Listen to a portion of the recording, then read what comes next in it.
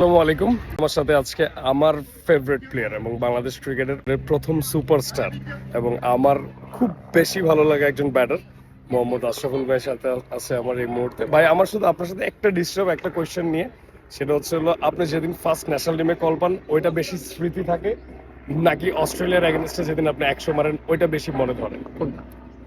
এই দুইটার একটা অনেক, কারণ আমি সবচেয়ে খুশি হয়েছিলাম আমার লাইফে আমি যখন আন্ডার 19 ওয়ার্ল্ড কাপের সুযোগ পেয়েছিলাম শ্রীলঙ্কাতে 2000 সালে। তখন আসলে আমি জাস্ট আন্ডার 13 খেলে এসে আন্ডার 19 ক্যাম্পের সুযোগ পেয়েছিলাম 32 জনের। রকিবুল হাসান স্যার এবং এডি বার্লো দুইজন, একজন কোচ ছিলেন, রকিবুল স্যার সিলেক্টর ছিলেন। তো আমি জাস্ট ক্যাম্পে সুযোগ পেয়েছি, সেটাতেই অনেক খুশি ছিলাম। তারপর যখন শুনতে পেলাম যে আমি 15 জন স্কোয়াডে চান্স পেয়েছি, তা আমার লাইফের সবচেয়ে হ্যাপি সময় আমি মনে করি ওইটা। থ্যাংক ইউ সো মাচ ভাই, ডিস্টার্ব করলাম নো প্রবলেম। অসংখ্য ধন্যবাদ। সো গাইজ, আমার লিজেন্ড প্লেয়ার এবং বাংলাদেশের প্রথম সুপারস্টার। তো আজকে অ্যাটলিস্ট আপনারা ক্লিয়ার হয়েছেন যে ওনার আসলে হ্যাপি মোমেন্ট কোনটা লাইফের। সেটা হচ্ছিল অনূর্ধ্ব 19 উনি যখন ওয়ার্ল্ড কাপ টিমে চান্স পায় তখন।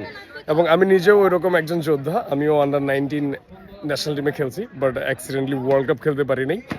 2008 সালের বেস ছিলাম আমার। Thank you so much for watching. আসসালামু আলাইকুম।